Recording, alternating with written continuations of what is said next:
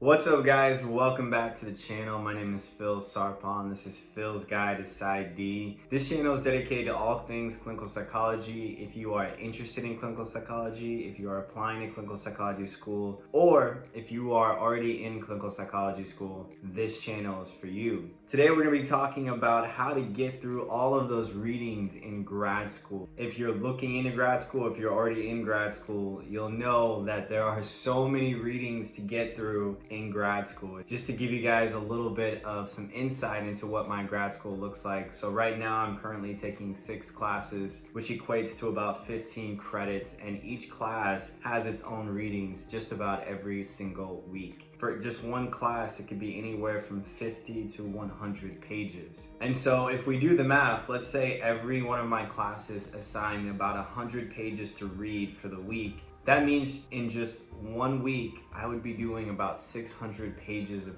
reading just for that week. And actually, that's about average. I would say a low week for me would be 100 to 300 pages of reading. A medium average size week would be anywhere from 300 to 700. And then a lot of pages in 1 week would be anywhere from 700 to 1,000. And so the average would probably be around 600 pages, which when I say that out loud, I'm kind of overwhelmed just thinking about how many pages that actually is. The truth is, guys, that in grad school, there's simply not enough time to get through all those readings.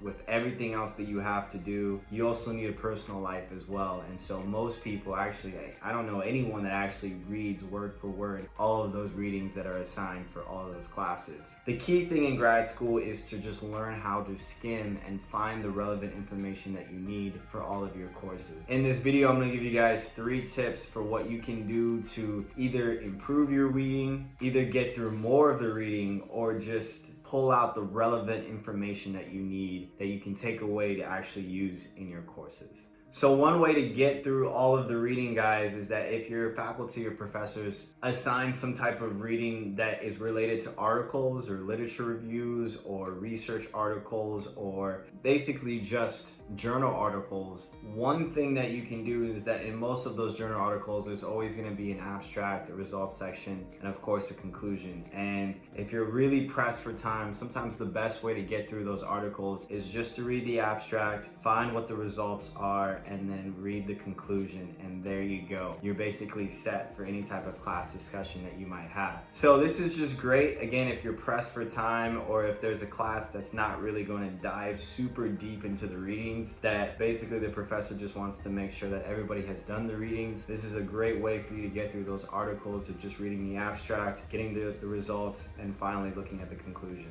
Now, what if your professor assigns readings that aren't journal articles? What if they're books? What if they're PDFs? Then what should you do? And one of the things that even people in my cohort have done and people above us have suggested is going through the PowerPoints of the professors. If the professors have a PowerPoint or some type of Word document that they are basically uploading to the school website, go through the PowerPoints, go through whatever Word documents they have and see what they focus on for those lectures. Most professors will post their material ahead of time, so you can kind of look ahead to see what they're going to talk about for the lecture. What's great about this is that you'll be able to highlight some of the things that they're looking at or that they're going to talk about in the class time. What you can do from that point is that you can actually go back into the readings that they've given you, whether it's the books or the PDFs, go through the readings and find the things that they've highlighted in their lecture PowerPoints or in their slide notes or whatever it is that they're going to be talking about in their future lectures.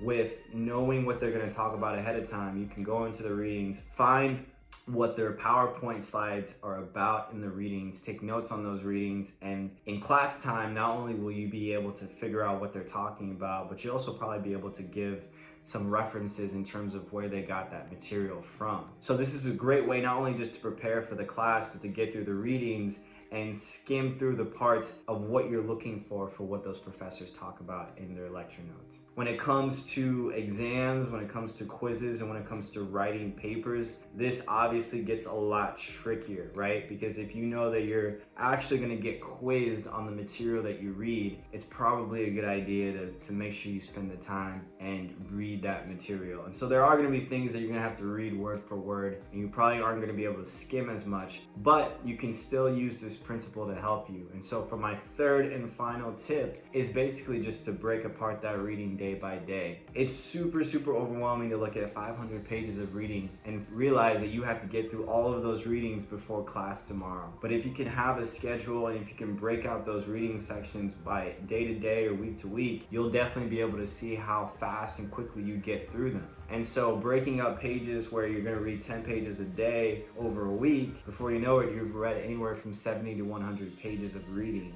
One thing that I'm going to leave you guys with is that reading in grad school can be difficult. It can be a lot, especially when you're juggling so much, but it does get easier. You do get naturally better at figuring out the parts that are relevant for you. And once you also even get to know your professors more and what they like to talk about and what they like to teach and present, once you have an idea of what they like, you can figure out from the readings what they're probably going to focus on. And so those are the tips, guys. The first tip is for those research articles to go through the abstract results and conclusion. The second tip is to go through those PowerPoint slides that the professor posted ahead of time, figure out what they're talking about, those PowerPoint slides, and go to the readings to figure out where they're getting the information from. And that way you can be well versed in the lecture notes, as well as you'll have some background information of where they got that information from. And the third thing overall is really just to do your best to, put in that practice, make a schedule if you have to, take notes while you read, and you'll realize that over time you're just going to get faster and faster and faster. So if you guys like this video, definitely give it a thumbs up. Subscribe if you haven't to this channel yet. And with that, I will see you guys in the next video.